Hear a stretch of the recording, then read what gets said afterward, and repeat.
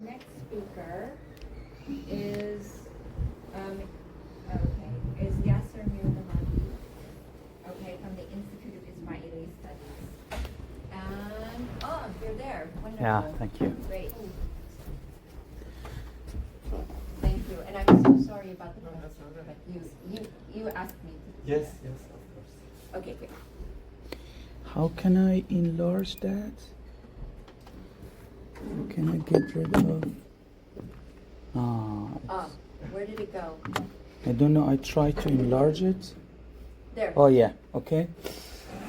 Okay. Hello everyone.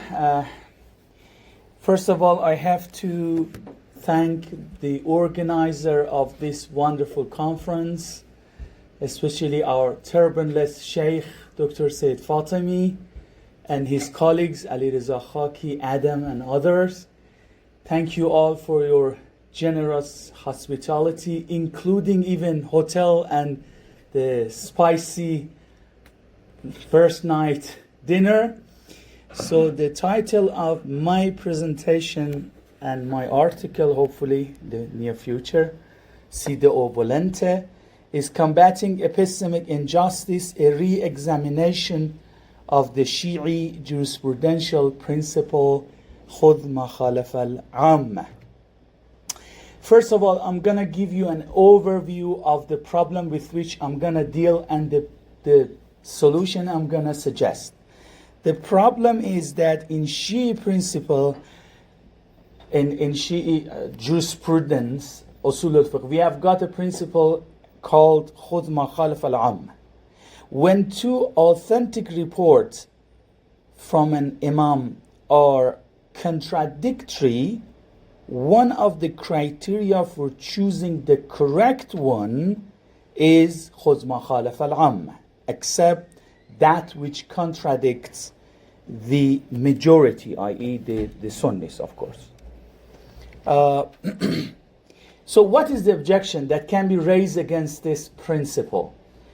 At first glance, this principle appears to be a clear case of what is called in contemporary social epistemology literature testimonial injustice, a form of epistemic injustice. So more generally, what is epistemic injustice? Roughly speaking, a wrong done to someone as a knower due to unjustified prejudice. That is more generally an epistemic injustice. I'll get to the forms of epistemic injustice in a minute. So what is the objection that can be raised against khudh ma khālaf al-āmma principle? It seems that this principle systemically and unjustifiably devalue a testimony based on the group identity. Testimonial injustice. What is testimonial injustice as a form of epistemic injustice? Let me make some example. One example is that let's suppose that black people function as eyewitness in the court and the jury dismisses the black eyewitness only because the eyewitness is black.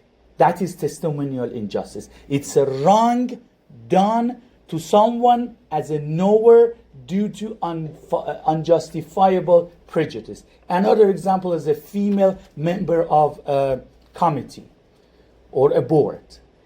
Her wonderful suggestion is dismissed, ignored only because she is a woman, and the male member of the court take the woman to be too often irrational. This is testimonial injustice.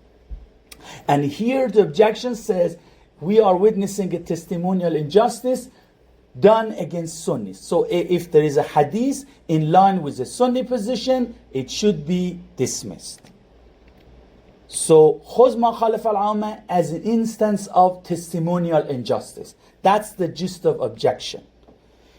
So this principle, khudh ma khālaf al-āmma, then risks institutionalizing prejudice into a 12-verse Shi'i legal hermeneutic.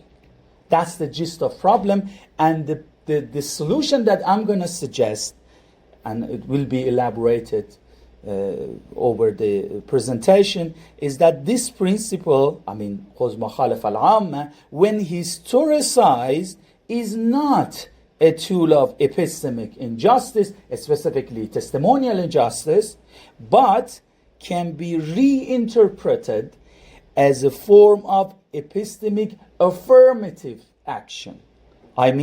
A corrective measure against systemic epistemic oppression. Here is the gist of my proposal to solve the objection. If you are not in a mood, and then you can ignore the rest of my presentation. That's the gist. Okay, so what is the principle? Let's get into the details. As you know that Satan lies in the details. So let's get to the details. The function of khuzma khalaf al-āmma, it is a murajjih, i.e. a preponderance criterion used to resolve what is called ta'arud al-adillah, a direct contradiction between two legally authoritative reports in 12 Shi'i legal theory.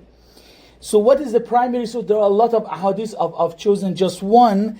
The famous Maghbula, Umar ibn Hanzala, Imam Ja'far as-Sadiq is reportedly asked how to resolve a dispute between two conflicting rulings from the Imams. And Imam provides a hierarchy of solution. First, check whether the pious narrator is pious.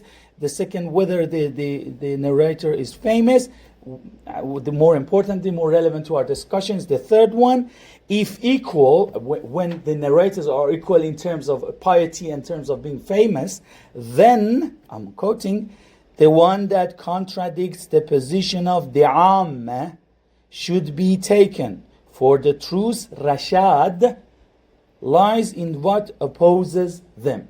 That is khuzma khalaf al-āmma, taken from a number of ahadith, but that is one of them. Okay, so question is whether khuzma khalaf al-āmma is exclusively a Shi'i principle. Put it more generally, khuzma khalafa X, not āmma, but khuzma khalafa, opposition as a criterion. Is it specifically a 12 or Shi'i legal criterion? And the answer is negative. Khuzma khalaf al-āmma X, whatever, is not exclusively a Shi'i legal principle. And I've made just one example. Abu Hamid al-Isfarayini from Khurasan, my hometown, the great Shi'i scholar, says, when two different statements are narrated from Ash-Shafi'i, preference is given first to the Quran and then to the mutawatir Sunnah, and then, more related to our discussion, to the narrators, and finally, that finally is more related, that which opposes the view of Abu Hanifa is more sound. Put it another way, khuzma khalafa Abu Hanifa is a Shafi'i murajjih, preponderance criterion. So it's not that khuzma khalafa genre as a principle is only a 12 or Shi'i, although it's more famous among 12 or Shi'is, but you can find it here and there, even in Sunni usul al-fiqh. And that is often because the foundational principle upon which the two schools, Shafi'i, Hanafi schools, base their reasonings are distinct. Therefore, more generally, khuzma khalafa X is a distinction-making principle. Okay, so far I tried to come up with a more detailed explanation of principle. Let's get to the objection. So, here I have to refer to Miranda Fricker, a British philosopher, and her wonderful book, Epistemic Injustice, Power and the Ethics of Knowing. There she argues that testimonial injustice occurs when prejudice causes a hearer to give a deflated level of credibility to a speaker's word. Going back to my examples, the black person in a court, by jury was given a deflated level of credibility due to unjustified prejudice. the female court, the female member of the committee or board was given deflated level of credibility due to unjustified level of credibility. So let's apply this to our principle. The principle خُذْ مَا خَالَفَ الْعَامَّةِ explicitly instructed jurists to view a report that aligns with Sunni position with suspicion, simply because of being the Sunni position. This seems to assign a systemic credibility deficit to the entire Sunni tradition a priori, based on the group identity rather than intrinsic merit. That's the gist of objection. And the objection asks us, is this not the very definition of identity prejudice operating at an epistemic level, legal epistemic level?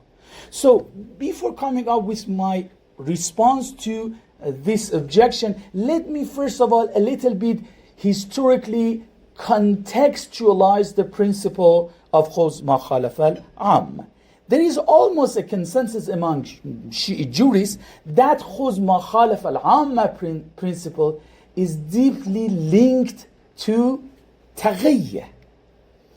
Why? Because Shi'i imams and their followers, I have to be very quick, were a politically subjugated minority under Umayyad and Abbasid rule. Open discussion was often met with severe persecution. So here there are a lot of ahadith supporting taghiyya. One that I like, Dr. Hubbullah, because it has a very peculiar Arabic wording, is this one. خَالَطُوهُمْ بِالْبَرَّانِيَّةِ وَخَالِفُوهُمْ بِالْجَوَّانِيَّةِ إِذَا كَانَتِ الْإِمْرَةُ سِبْيَانِيَّةِ, which rough translation would be something. It's a very weird and peculiar Arabic wording. Imam Baqir says, so long as the governance is immature and foolish, associate with authorities outwardly, but oppose them inwardly. That is taqiyya. That is the simulation. So the imams would sometimes issue rulings in public that aligned with the state-sanctioned Sunni schools of law to protect themselves and their followers. But their true, that is murad istimali, that taqiyya is murad istimali, as Usulin would put it. What about murad jiddi, the serious intention, that could be found very often given privately to trusted companions. So the epistemic, so please do not get lost into the details. خُذْ مَا خَالَفَ الْعَامَّةِ. What is the necklace of خُذْ مَا خَالَفَ الْعَامَّةِ? تَغِيَّة. And taqiyya, the epistemic consequence of taqiyya is that a report that contradicted the dominant Sunni legal position was issued despite the political risk. This contradiction became an indicator, amara, of its likely authenticity and non-taqiyya nature. Because faqih is concerned with discovering the murad jiddi of imam. So in the light of this, historical contextualization, let me reformulate and reframe the principle of خُذْ مَا خَالَفَ الْعَامَّةِ. So the principle of خُذْ مَا خَالَفَ الْعَامَّةِ is not primarily about discrediting Sunnis as such. Rather, it's about crediting the marginalized Shi'i voice. So it functions as an epistemic safeguard, epistemic affirmative action. It provides a rational procedure to sift through reports and identify the one more likely to represent the Imam's actual uncoerced teaching. So it's an epistemic affirmative action. It gives a leg up not to any Shi'i report, rather specifically to the report that demonstrate it has overcome a significant barrier to its expression, the threat of suppression. The risk taken by the narrator function as a voucher for authenticity. Put it very simply, if a position is against the Sunni position, it's a risk-taking position, more likely to be the murajjidi of Imam. Here I have to come up with the details of epistemic injustice. Again, Wahed diagram, my loved tool. Epistemic injustice comes in two forms: hermeneutical injustice and testimonial injustice. We are not so much now concerned with hermeneutical injustice. That is even deeper kind of epistemic injustice. Very interesting, but I don't have time for it. Testimonial injustice comes in two forms: testimonial quieting and testimonial smothering. Testimonial quieting is when you talk but you are silenced by others, or your statements are limited by others. That is testimonial injustice. And a very, very recent example is AI. If you ask AI about Israel, the answer you wouldn't get an answer, or the answer you would get from AI would be not as sharp as when you ask AI about other reports, other issues. And I've tried it a couple of times with a different AI, Gork, ChatGPT, Perplexity AI, and others. Perplexity AI is a little bit less Israeli, by the way. So that is a testimonial quieting. What AI is designed to do is testimonial quieting. The other one with which we're gonna deal just now is testimonial smothering. Put it very simply, when you censor yourself, because you know if you express yourself, you might be dismissed. That's why you remain silent. I mean, recently there is a journal in Britain and America. It's called Philosophy Now. If you're familiar with it, you can find it anywhere. And it recently, there is a section of it that they receive letters from anywhere. And recently they said that, guys, we very rarely receive letters, philosophical letters from women. And we encourage you, women, to send us philosophical letters. That is, okay, that is the case of testimonial smothering. Women do not talk because if they talk, they might be in danger of being taken not enough seriously. That is testimonial smothering. So let me reframe principle in the light of what I said. Taqiyya, I think, and I argue, is a kind of testimonial smothering. The Imam's public rulings can be seen as a strategic form of testimonial smothering. The principle is, and therefore, if taqiyya is a testimonial smothering, therefore the principle of khudh ma khālaf al-āmma is an antidote. Khudh ma khālaf al-āmma instructs the jurist to actively search for the unsmothered testimony.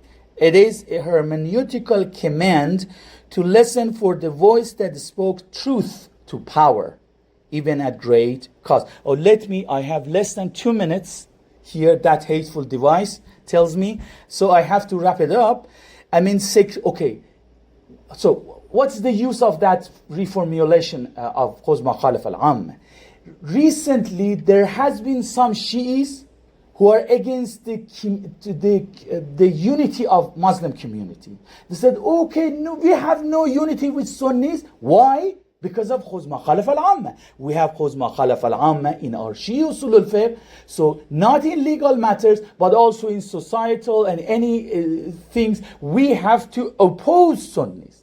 While if my analysis is defensible, A nuanced understanding of khudh ma khālaf al-āmma in the light of concepts that I borrowed from analytic social epistemology and also in the light of historical contextualizations, moves the principle away from being a sectarian weapon. You cannot weaponize khudh ma khālaf al-āmma against the unity of Muslim community. It is not a timeless command to oppose Sunnis, but a historical tool for finding truth under threat.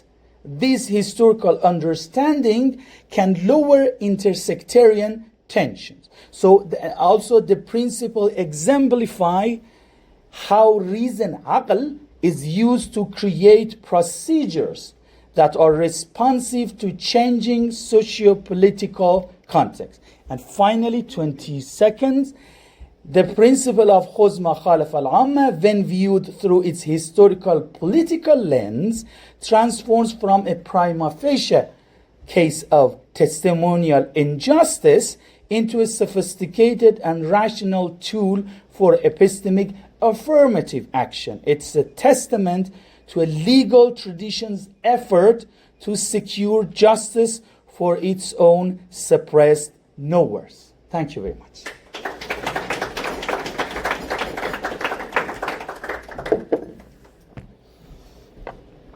By the way, I deleted a number of slides in order to meet 20 minutes. Thank you. Yeah. It was perfectly on line. Could I ask a very naive question? It seems to me that one of the things to be said in favour of that principle is that it encourages diversity. I mean, I know it's not fashionable nowadays to be in support of diversity. Let me give you an example. A friend of mine who's Sunni married a lady who's Shi'i, and they had a child, and they had to decide how are they going to bring up this child, as Sunni or Shi'i. And they agreed to bring the child up as Shi'i because the Shi'i are a minority.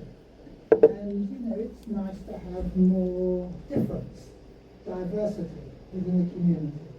And, you know, at my school, for example, if somebody applies to my school and they come from a rather unusual background, unusual religion, unusual ethnicity, we're very motivated to give them a place because we like to have diversity. So isn't this principle a good way of justifying it? Not so much on epistemic grounds, but on moral grounds, that it's good for a society to have diversity and variety. And in that way, as John Stuart Mill would say, you know, different experiments in living, different ways of finding out, and it's good for different people to learn to rub together in different sorts of ways. Thank you very much, Professor Liben, for this very thought-provoking question.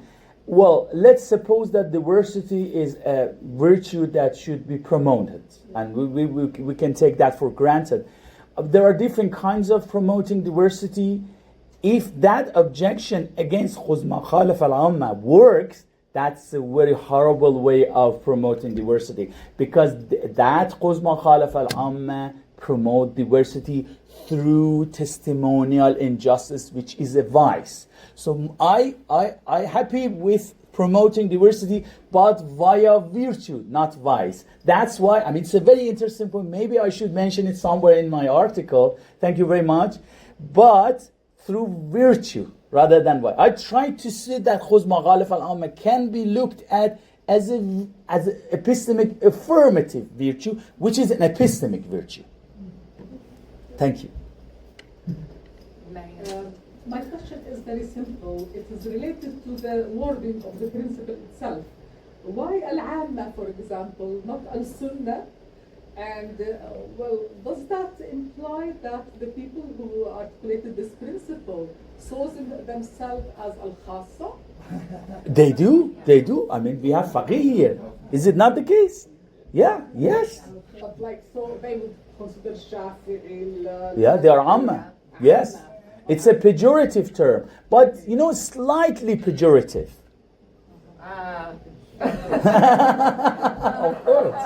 Of Of course. Okay. Devin, then, yeah. So this type of principle is used for Islam in general, that they said the khālaf will mean like go against what the Jews do, right? So why do you have the adhan? Because the Christians have bells, and so that's in order to make ourselves different. Frederick Barthes talked about this in the Anthropology, that people sort of define their culture by saying, well, we're not like those guys, right? Just like, and we have lots of Iranians here. Iranians do it a lot. With every city in Iran, they have jokes about Qazvinis especially. Isfahanis are stingy, so the people who are telling the jokes, it's not really to point out that Isfahanis are stingy, it's to point out that we are not like, we real Iranians are not like Isfahanis. And, we're not lazy like Shirazis, and we're not stupid like Turk and all of these other things. This is a way of defining your own culture by doing this. That's very true. I mean, Devin, thank you very much for raising that point. But my point was that distinction making comes in two forms, justified and unjustified.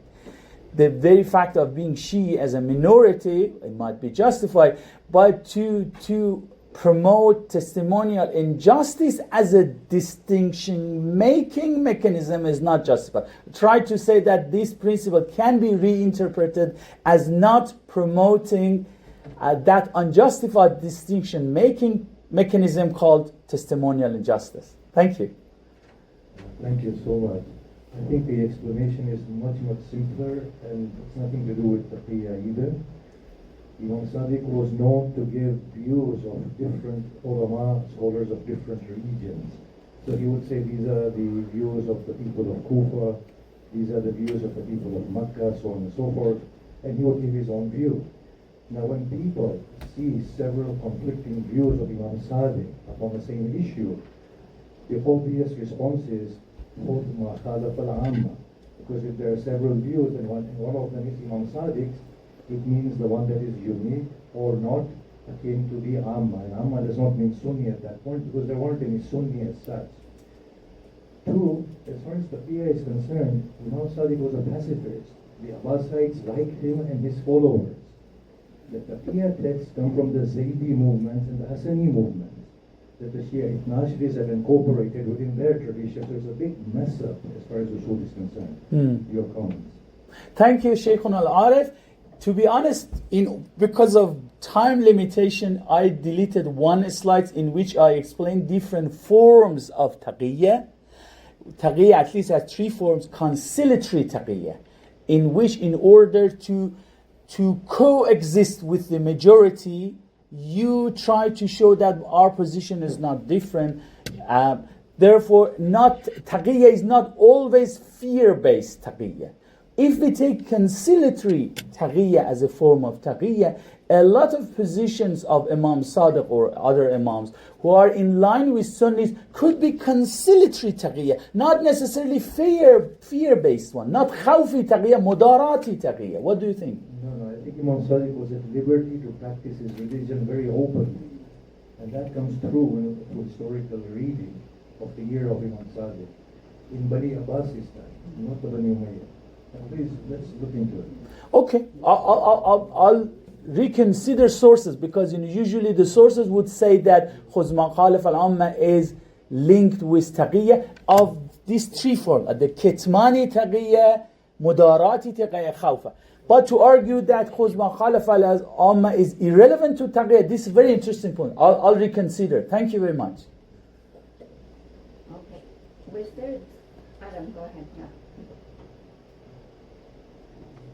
Thank you very much.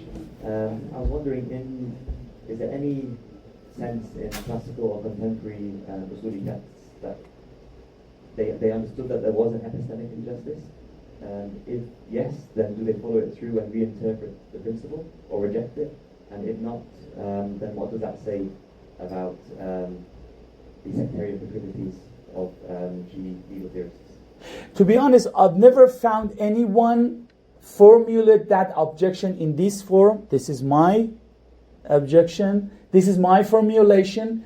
but it's here and there implicitly, especially regarding those Shi'is who would say there is no unity of community, Shi'i community and Sunni community. Why? Because of khudh khālaf al-āmma. There, a kind of a testimonial injustice is there, but they are sympathetic to it. That's why I'm trying to bring up this objection. Before this objection raised against Shi'i, I just wanted to object it, to raise it and respond it as a preemptive objection. So daf'u dakhl al-muqaddar, that's what I'm doing. Can I ask Dr. Hubullah a quick question? The other way around. I mean, we have Farzana who's yeah, after Farzana, just a very quick question I have to ask Dr. Hubullah. Yeah. Please. Me too. I want to ask a very naive question as a non-connoisseur pertaining to the last part. You said that it would help fight sectarianism and reconcile the sect. And I know that there in Sunnism an idea of the fundamental kufr of the Shias. It's a fatwa, it's a fiqh ideology. And against such an argument, how would that help? Because if you're not supposed to be there, any kind of positive discrimination in the favor of the sect would not help either. I mean, how would that be useful against the argument that basically theologically the idea of āmma in Shi'ism is a type of kufr? So that's my question. Well, that might not help in that level, Farzana, but you know, at another level it might help, because some Sunnis would say that, you know, these Shi'is, they are troublemakers, they are sectarians. Why? khudh khālaf al-āmma. So in the light of my reformulation, I might come up with an answer that no, it's not a sectarian, it's an epistemic affirmative action. So Dr. Hubullah, to what extent, if I may, to what extent khudh khālaf al-āmma is linked to taqiyya? Thank you so much. The majority of the fuqaha, the late fuqaha, they use it as a part of taqiyya. But Sahib al-Kifaya, he mentioned that it is a principle itself. On its own, Yeah. regardless of taqiyya. Without Interesting. even ta'arud. I have to look at that. Without even ta'arud. Wow, I have to look at that. Thank you very much. On its own, I mean, regardless of taqiyya. He said maybe, Maybe. I remember. He said maybe it's moral principle. Okay. But in my investigation, there is a lot of ahadith. You mentioned a lot. It's as I remember, 2 hadiths. One is Imam Reza. And both are weak. Yeah. And even say No, it's more than to at-tughyatu dini khudh khālaf al-āmma. One is from Imam Reza, and the other one is from Imam Sadiq. But it comes in different variations. These 2 hadith. That's why I said a lot. No. khudh khālaf al-āmma. One is from Imam Reza, the other is from Imam Sadiq. But these probably 2 comes in varied wordings. I don't know. Maybe. Okay. Maybe other principles interact with this principle, but this principle, as I remember, just 2 hadiths, and one mursal, and the second one is maqbula bin Hanbal. As you know, Which one is more sold from Imam Reza or the in the introduction of Usul al-Kafi? Uh-huh. Sheikh al-Kuwaini mentioned. Uh-huh. As I Okay. remember, I'm not Yeah. Thank you very much. So, but just because I would say that, so Devin, do you think that all of those stereotypes are correct? I mean, it's obviously all about group identity and showing solidarity, but it doesn't mean that it's it doesn't mean that it's right necessarily. No, I'm just saying that this is a normal. It's a normal thing. of Yeah. Defining your own identity. Defining your own Yes. group. Exactly. Just to make another stereotype, I'm from Mashhad. We Mashhadis, we are accused of being sham-dost, candle thief. Because there were a lot of candles in Holy Shrine of Imam Reza. I don't know, maybe some Mashhadis, they tend to steal it. So this is another stereotype. Okay, everybody, sorry. photo, which is right now out front, so that nobody